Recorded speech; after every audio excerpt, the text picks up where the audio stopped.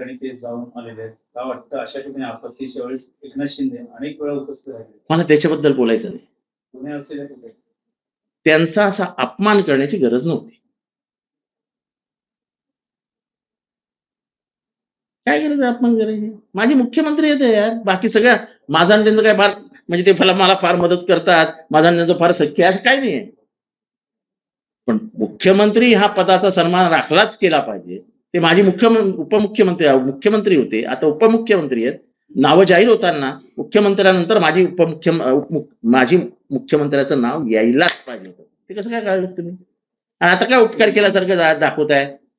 खरं तर एकनाथ शिंदेने सांगायला पाहिजे, तुमची आपत्ती तुम्हीच सांभाळा. तुमची आपत्ती तुम्हीच सांभाळा. ही इष्टापत्ती आहे असं त्यांनी समजावं आता.